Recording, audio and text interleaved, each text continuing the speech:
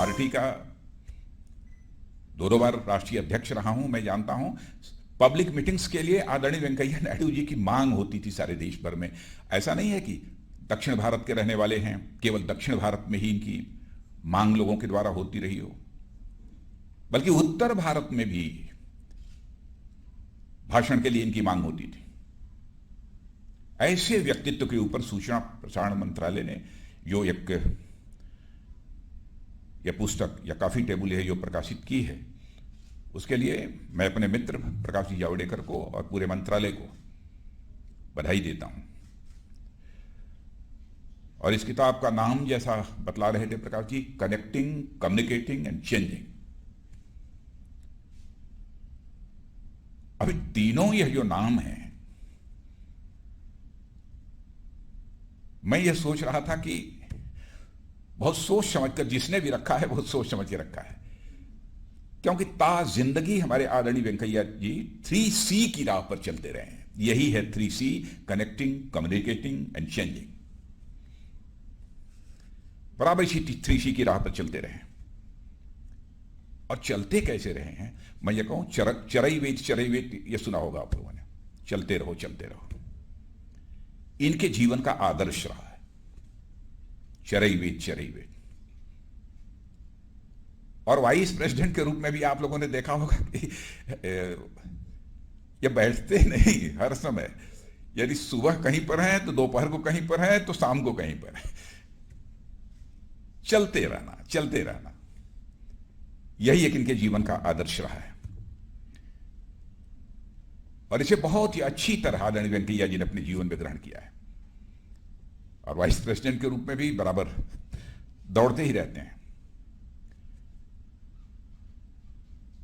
मुझे याद है कि एक बार आदरणीय अटल जी ने कहा था, जब ये आप पार्टी के राष्ट्रीय अध्यक्ष थे, तो अटल जी ने कहा था मुसीबत है, हम लोगों को ऐसा कोई राष्ट्रीय अध्यक्ष मिला है जो खुद दौड़ता रहता है और हम लोगों को भी दौड़ाता रहता है। अटल जी ने एक बार इनके बारे में यह कहा था। और मैं मानता हूं कि समय बदल गया है, राहें बदल गई हैं, परंतु आदरणीय वेंकैया जी के अंदर चरैवेत का भाव आज भी यथावत है।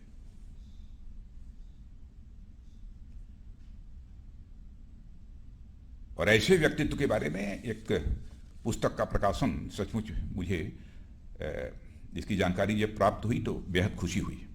कनेक्टिंग और कम्युनिकेटिंग का क्या मतलब होता है आप तो जानते ही हैं। किस भाव से कनेक्टिंग और कम्युनिकेटिंग इसका शीर्षक दिया गया है। जनता से हर समय जुड़े रहना, जनता को हर समय कम्युनिकेट करना, लेकिन एजेंट ऑफ चेंज के रूप में काम करना, यह इनके दिल की एक हसरत रही है कि हम कुछ परिवर्तन होना चाहिए, सकारात्मक परिवर्तन होना चाहिए। इसके लिए वो सदैव अपने जीवन में प्रयत्नशील है।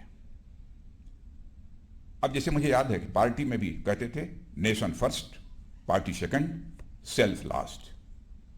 यही है ना, गलत तो नहीं कह रहा हूं? नेक्स्ट बोलते थे हम, सेकंड बोल दिए, पार्टी नेक्स्ट, सेल्फ लास्ट। यह वही व्यक्ति बोलेगा जो चाहता होगा कि हम राजनीति यदि कर रहे हैं तो राजनीति हम केवल सरकार बनाने के लिए नहीं कर रहे हैं, बल्कि हम राजनीति कर रहे हैं तो समाज बनाने के लिए राजनीति कर रहे हैं, देश बनाने के लिए राजनीति कर रहे हैं। वही व्यक्ति यह भाषा बोल पाएगा। और आपके दिल की एक हसरत रही है सशक्त, स्वाभिमानी और समृद्धशाली भारत का निर्माण। और कितने सौभाग्यशाली हैं हमारे आदरणीय उपराष्ट्रपति महोदय, इनके उपराष्ट्रपति रहते ही हमारे प्रधानमंत्री आदरणीय नरेंद्र मोदी जी के नेतृत्व में भारत सशक्त भी हो रहा है और स्वाभिमानी भारत के रूप में एक अपनी सारे विश्व में छवि भी बनाने में कामयाब हुआ है।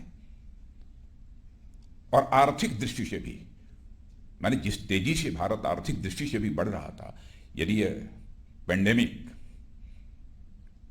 ना आया होता, शायद वो अवरोध न पैदा रहा होता, तो हम आगामी कुछ वर्षों के अंदर ही 7 वर्ष लगता, 8 वर्ष लगता, हम भारत को दुनिया की टॉप 3 इकोनॉमीज में लाकर खड़े होने में कामयाब होते।